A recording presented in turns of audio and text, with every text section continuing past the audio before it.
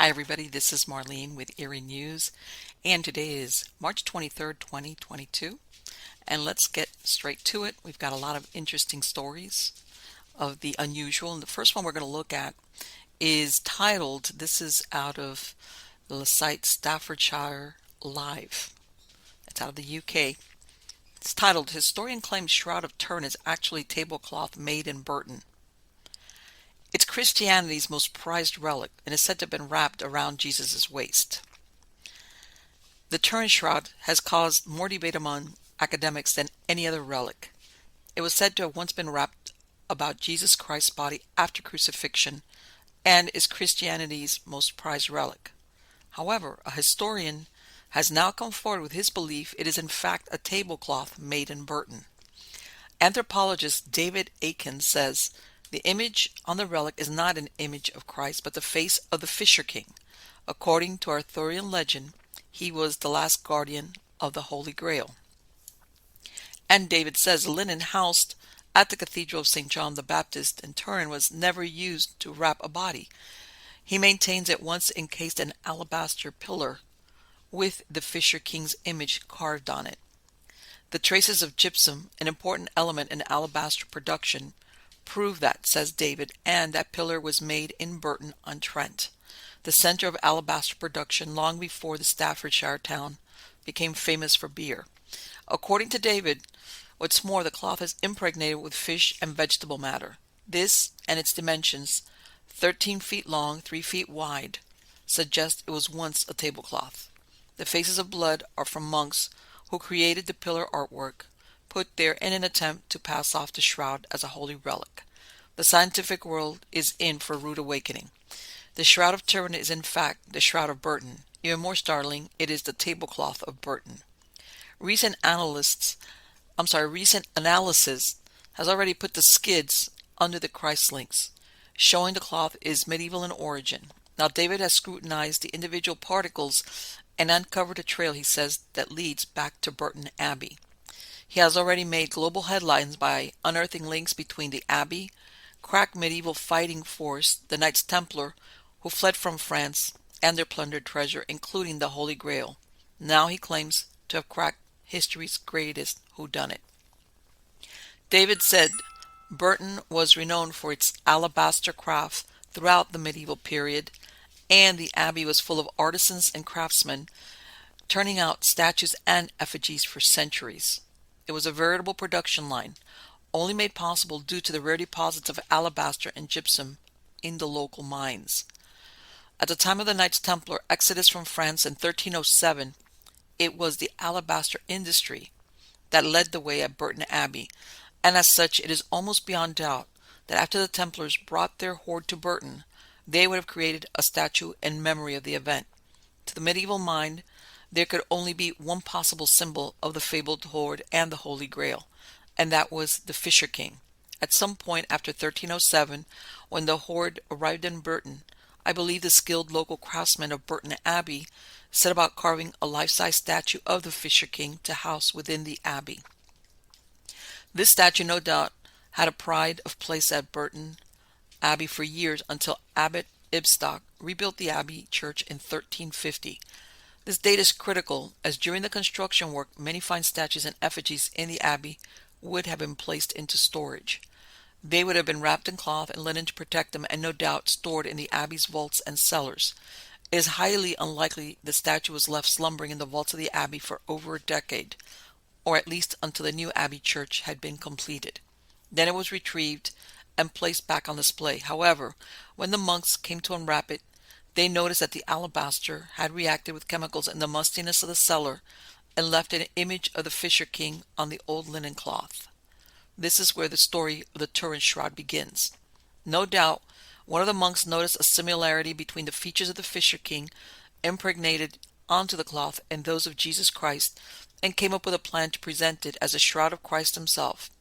Rumors of the Templar treasures at Burton would have abounded at the time, and it is therefore no great leap to see how people would have accepted it as coming from the Templar hoard, and being to all intent and purposes genuine. The Shroud of Christ would have commanded an exceptionally high price as a relic in the 14th century. I believe the quick-thinking monks had an opportunity to make a fortune and decided to sell the cloth to the highest bidder. It is possible that the statue of the Fisher King was destroyed at the same time, just in case someone spotted the likeness between it and the supposed image of Christ.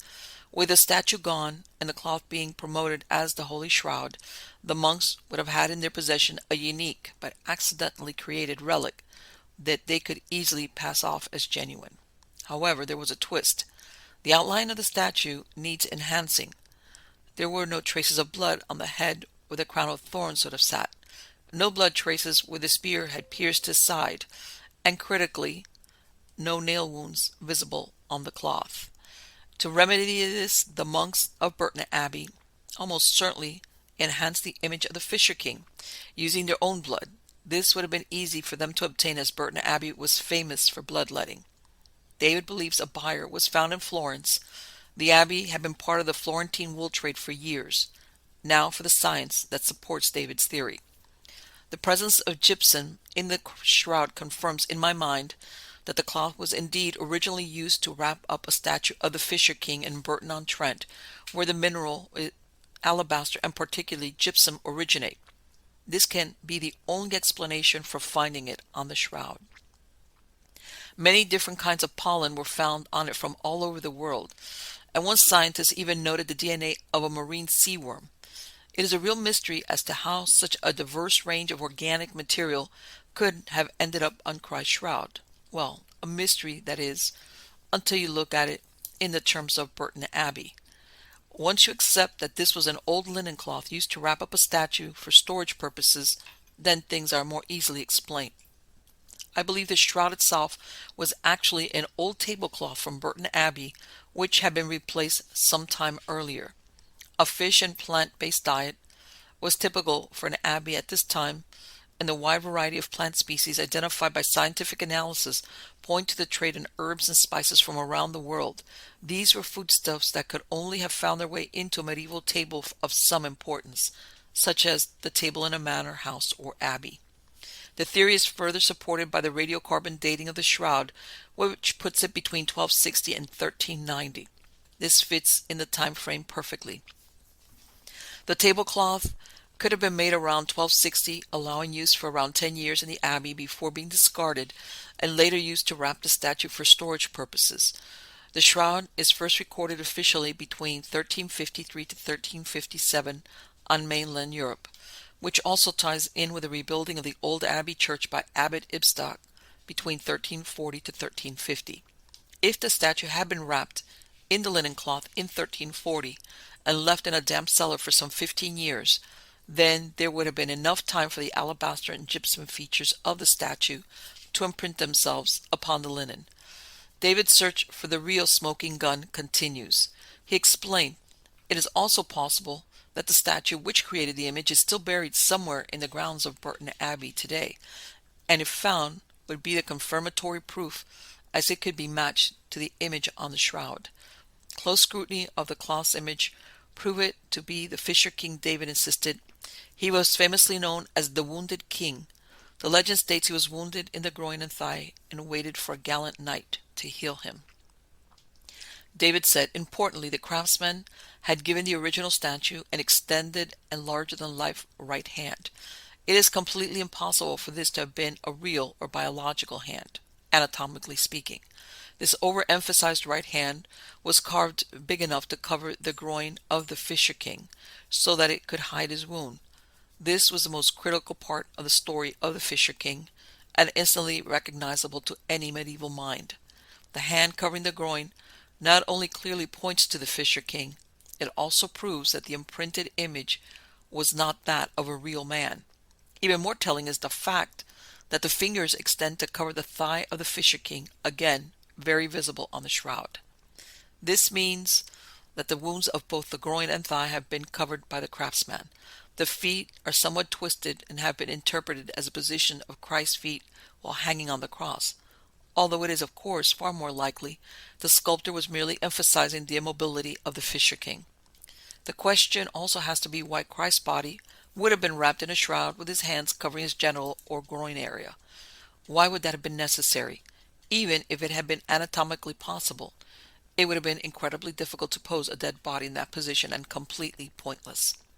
The inescapable conclusion is that this was an obvious depiction of the key figure from Arthurian legend and not the Messiah. That's very interesting because I know there's been debate for a God, I don't know how long concerning the authenticity or the origins or anything like that. If this turns out to be it, well, who knows?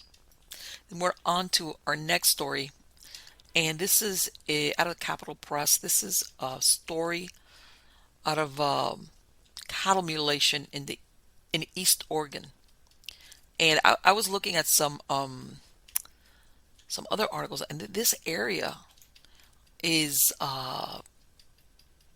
it's incredible. They have a history of cattle mutilations there. But anyway, let's continue with the article. It says, continuing an unsettling trend that has been unfolding in Oregon over the last few years, a rancher reported that one of his bulls was recently slain in a manner suggesting that it had fallen victim to the mysterious cattle mutilation phenomena. According to a local media report, the case occurred late last month in the community of John Day, which is located in the eastern part of the state. While checking on the animals on his property, Matt Carter discovered a downed bull that appeared to have died a few days earlier, and the state of its remains were particularly peculiar. Specifically, Carter observed the bull's blood had been drained from its body, and its reproductive organs, as well as its lips and tongues, had been removed with what seemed to be surgical precision. And I'm going to interject my 2 cents worth.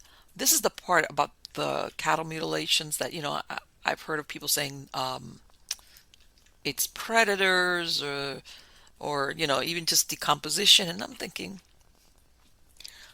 I don't understand how a predator could surgically remove anything.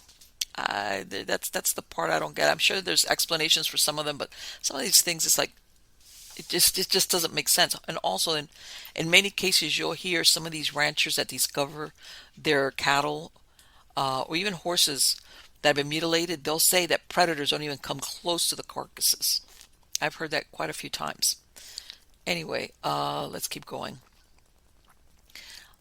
Adding another layer of intrigue to the case, the rancher noted that there were no traces of the perpetrator left behind at the grisly scene. There's no tracks, there's no signs, there's no nothing, he lamented. Considering that these details are consistent with the cattle mutilation phenomena, Carter suspects that such an incident may have occurred on his ranch and dutifully reported it to police. However, since the bull was discovered more than 24 hours after it had perished, authorities were unable to perform a proper autopsy on the creature in order to ascertain what could have killed it. The lack of any evidence left at the scene likely means that, as so often happens with cattle mutilation cases, the incident will ultimately wind up going unsolved. Echoing the words of so many ranchers who have lost animals to the odd phenomenon, Carter mused, "It's really odd, there's no logical explanation." That said, he was reticent to speculate on what could have slain the bull, while also stressing that he is not a believer in UFOs nor any other kind of strange phenomena. Although Carter may have been taken aback by the incident, the case likely did not come as much of a surprise to authorities in Oregon, as the last few years have seen a chilling spate of cattle mutilations reported throughout the state. Alas, this latest case on Carter's ranch would seem to suggest that the series of strange killings has not come to an end just yet. Yes, there's quite a lot of them in that area. This other one, let's go. This is a really unusual story. It comes off the New York Post, and it's titled, "Nevada Woman Who Was Found Dangling from a Tree Vanishes Again in New Mystery." And a Nevada woman who went missing on Valentine's Day before being found clinging to a tree on a cliff, has vanished while taking photographs near Hoover Dam, authorities say. Gail Stewart, 64, who made headlines when she was found dangling from a tree on February 14th, has gone missing in the Bypass Bridge parking area near Hoover Dam, the U.S. Park Rangers and National Park Service said. Stewart had traveled to the area to take photographs and did not return to her vehicle, officials said. She was last seen March 14th. The blonde, blue-eyed woman is 5 feet 8 inches tall and weighs about 125 pounds. She was last seen wearing a black long-sleeve shirt, black leggings, and black shoes, the statement said. Though no further details for this ongoing missing person investigations are available at this time, information from other visitors is often very helpful to investigators, officials added. A spokesperson for Lake Mead National Recreation Area confirmed to NBC News on Tuesday that Stewart is the same woman who went missing in northern Nevada last month. And in that incident, she was found in a hiking area of the Coughlin Ranch neighborhood, NBC affiliate KRNV reported. It was unclear how she ended up clinging onto the tree. Stewart was missing a shoe, and both her legs had quite a bit of trauma, meaning she could have fallen down the steep terrain, fire officials said. Anyone with information is urged to call or text tips to 888-653-0009. Okay, there's something going on with this lady. You're found dangling off a tree, obviously with trauma to your legs, where they have to basically bring you down on one of those stretchers. Here, she was taking pictures near the Hoover Dam, and this is the Lake Mead National Recreation Area. She was last seen on March 14th. It makes you wonder, did she try to commit suicide the first time and she miscalculated and ended up in the trees? And now she's done something crazy? I don't know, because stuff like this happening to somebody in the space of 1 month, that's very unusual. Or maybe she'll be one of those like the ones that David Polite is, missing 411. Yeah, maybe somebody, the aliens, whatever it is, got her. Who knows? Let's go on to this one. This is out of Mystery Wire. It's titled Former CIA Specialist Reveals New Secrets of Area 51, Including Real Name. An air of mystery has always surrounded Nevada's Area 51 base. For years, the U.S. military denied that it even existed, but it's been there since 1955, hidden behind cryptic nicknames. Now new secrets about the base are being made public for the first time, including its real name. Area 51 is, in one sense, a living, breathing contradiction. The world's best-known secret base has inspired numerous books, television shows, and major motion pictures, but was it ever truly a secret? Area 51 was never secret. You knew the existence of it. It's just who was out there and what they were doing. Thornton T.D. Barnes, a former Central Intelligence Agency radar specialist, said to 8 News, now I-Team's George Knapp. Barnes has probably done more than anyone to lift the veil of secrecy from Area 51. He's the head of the Roadrunners, a group of former Area 51 employees who came out into the open more than a decade ago to talk about the work they did in the Nevada desert.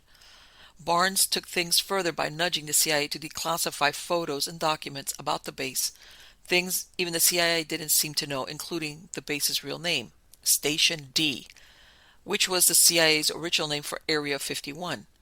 It is also in the title of Barnes' new definitive history of the place. They had all kinds of documents in there that's identified it as Station D, Barnes said. The public had not seen that until now. They've never seen it, but even when I went back to CIA historians to get more, they said we've never heard of that, Barnes said. In his book, Barnes outlines the astonishing array of names, nicknames, and code names used for the base since the CIA first chose it in 1955 as a perfect spot to secretly test and fly the highly classified U-2 spy plane. Groom Lake is a location that has always been used. CIA employees initially called the dusty outpost Watertown, or the Watertown Strip, named for the hometown of the CIA director at the time. The designation Area 51 started in 1958 when the CIA needed to annex land from the nearby atomic testing range to develop the A-12 Blackbird. Sometime in the 60s, the 51 disappeared from maps, and the military started pretending there wasn't a base out there at all, even though Russian spy agencies knew it was there. The aerospace and defense company Lockheed Martin referred to the area as Paradise Ranch, a cruel joke to lure workers out to the desert. It was anything but paradise, Barnes said. Paradise Ranch became the ranch, then Red Square or the box, which referred to the no-fly zone around the base. Several other names popped up over the decades. Yuletide, St. Elsewhere, Home Plate, Homey Airport, the site. Many others, different variations, including what might be the best of the bunch, Dreamland, taken from a tower call sign. The CIA used cover stories, basically lies, to disguise what went on at Groom Lake. In the beginning, it was supposedly a NASA weather station, then an atomic energy research facility, but the whole time the CIA was developing the world's most advanced espionage platforms and technology that helped the U.S. win the Cold War. In the 70s, when CIA misdeeds caught the attention of Congress and two presidents, it suddenly dawned on Washington, D.C. the CIA was forbidden from operating inside the U.S. Station D was shut down and control was transferred to the U.S. Air Force. In the mid-80s, public attention was aroused when the Air Force seized 89,000 acres of public land around Groom Lake. The public's attention exploded at the end of the 80s because of a particular wild story that made the base world famous, which Barnes also covers in his new book. When the word got out that something was going on at Area 51 and the CIA was involved for 20 years that no one knew about, I said, what were they doing for 20 years out there? And that's when the UFO phase started, Barnes said. UFOs at Area 51 kind of rings a bell. I don't know, what's he inferring? That they invented the Area 51 UFO stuff to cover, basically to explain, if you can call it that, when they were flying all these advanced aircrafts that they were working on? Because that's almost like the way I take it. We're going to start leaking or making up, who knows, all these Area 51 UFO whatevers, because it's better that people think it's extraterrestrials than that we're making it. How's that? Very interesting. And let's go on to something a little bit more. What can I say? This is more basic.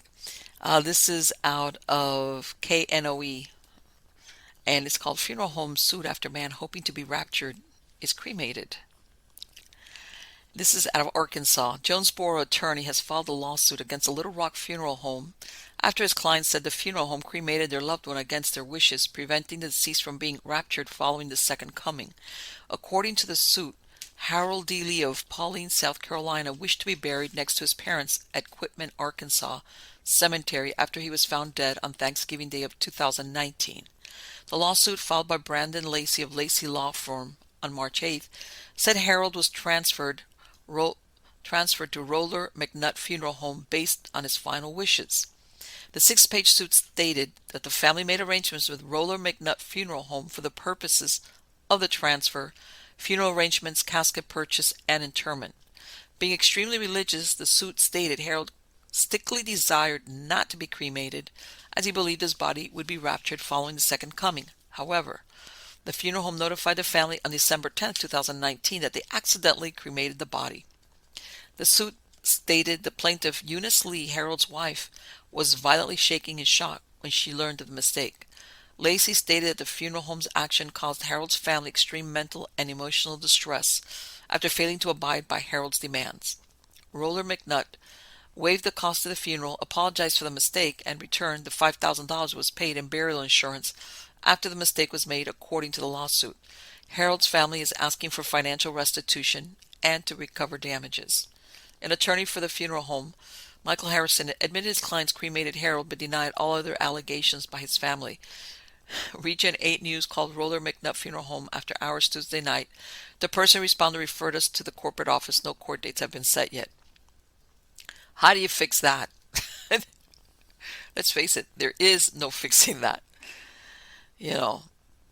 I guess to somebody who just, let's say, wanted to be buried next to their family because maybe that was a family tradition, but when you're talking somebody that wanted that, plus they had a deep religious belief in that, in other words, this meant something to the family and to that person, how do you undo that? That person's cremated. It's going to be interesting how that works out. And you know what? Sometimes I hear some of these things that go on in some of these funeral homes. It's like, I don't know. I don't know about that. Okay, let's go on to the next one. This is out of the New Zealand Herald. It's titled Hopes Extinct Dodo Could Be Brought Back to Life as Genome Map. Think Jurassic Park. It's not as far-fetched. I remember when I saw Jurassic Park in the 90s, it was great, but it was like, wow, that's sci-fi, extracting DNA and then you replicate them. Here we are. Here we are 25 years later. Uh, the entire genome of the dodo has been sequenced, raising hopes that the bird could be brought back from extinction. Beth Shapiro, professor of ecology and evolutionary biology at the University of California, Santa Cruz, told the Royal Society of Medicine webinar that her group would soon publish the complete DNA of a specimen in the Natural History Museum of Copenhagen. The flightless 3-foot tall bird was wiped out in the 17th century, just 100 years after it was discovered on the island of Mauritius. Not only was it hunted by humans, it also became prey for the many dogs, cats, and pigs brought with the sailors as they explored the islands of the Indian Ocean. Asked whether the dodo genome had been completely sequenced, Professor Shapiro said yes. The dodo genome is entirely sequenced because we sequenced it. It's not been published yet, but it does exist and we're working on it right now. I tried for a long time to get DNA from a specimen that's in Oxford. We got a tiny little bit of DNA, but that particular sample didn't have sufficiently well-preserved DNA. She said that the team has now found a fantastic specimen in Denmark. So we have a very high quality, high coverage dodo genome which will soon be published, she added, but warned that it still could be tricky to bring back the bird. Mammals are simpler, she said. If I have a cell and it's living in a dish in the lab and I edit it so that it has a bit of dodo DNA, how do I then transfer that cell into a whole living, breathing, actual animal? The way we can do this is to clone it, the same approach that was used to create Dolly the sheep. But we don't know how to do that with birds because of the intricacies of their reproductive pathways. So there needs to be another approach for birds, and this is one really fundamental technological hurdles in de-extinction. There are groups working on different approaches for doing that, and I have little doubt that we are going to get there, but it is an additional hurdle for birds that we don't have for mammals. The dodo takes its name from the Portuguese word for fool, after sailors mocked it for its apparent lack of fear of armed hunters. It is closely related genetically to the Nicobar pigeon, and it is likely scientists would edit pigeon DNA to include dodo DNA if they wanted to bring back the species. Mike Benton, professor of vertebrate paleontology, University of Bristol, said it would be preferable to bring back a dodo rather than an animal from further back in time because it could survive in today's environment. However, he said it may not completely resemble exactly the extinct bird. The dodo is a popular bird, and it's one you can make a case for bringing back, he said. If you run T-Rex back to life, maybe that wouldn't be the popular thing as it would run riot and cause havoc. But bringing back something that wasn't so ancient would be much more feasible. The dodo has a known habitat that is readily available. In terms of engineering the dodo, you would face all the problems that people have faced and the reality of generating of a whole new species. Whether you could inject parts of that dodo DNA into a modern pigeon and somehow generate a dodo, it would probably not look anything quite like what we would expect a dodo to look like. Professor George Church, world-renowned geneticist, and his team at Harvard University have been working for the past 2 years on recreating the DNA blueprint of the mammoth. He also said it was eager to engineer a mammal than to bring back a bird like the dodo. Probably the easiest thing right now is to engineer a mammal, he said. But even if you can just bring some of the DNA back, those genes can be used in a whole variety of ways. For example, restoring diversity to a species. It means that we are not limited to the last herd. We can go forward all over the world and backward in time and get diversity and reach for individual parts of animals. This sounds very altruistic and it's great, like they said, and this is an animal that went extinct in the sense of, how can I say, of extinction of, when you talk dinosaurs, it is recent, 17th century, and like they said, it's part of the actual, it could be put back where it existed at the time of its extinction. It would survive. But I'm always very leery of stuff like this because it always starts out very, what's the word I'm looking for? Thoughtfully, naively. Oh, we're just going to bring back the dodo that was hunted into extinction. Its its habitat is there, whatever, whatever.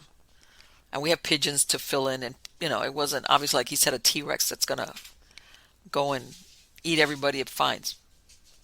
But it's like almost like that Pandora's box, which by the way, maybe it's already open and because obviously if they're sequencing the genome, and the thing is, of course, the source, that they can get a source for doing that. That's really, I guess, the key to everything.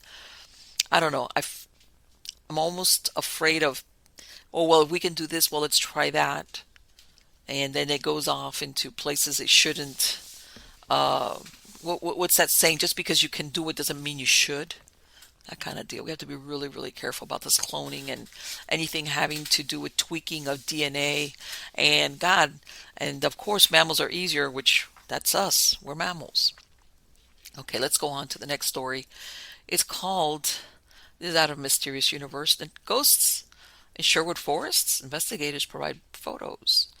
Sherwood Forest is forever linked to the legend of Robin Hood, so spotting a tights-wearing ghost with a bow might help push that legend a little closer to reality. It's the Royal Forest of Nottinghamshire, and that county dates back to Roman Britain, so its long heritage and ancient buildings are qualified to be haunted and to share those ghosts with Sherwood Forest.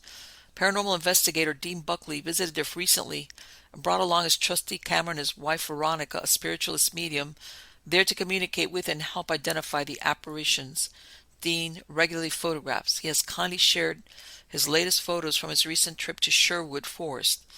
Any of merry men making mayhem? In his email, Dean says he, Veronica, medium Jane Danby, and paranormal investigator Frank Concalves entered Sherwood Forest through the village of Edinstowe.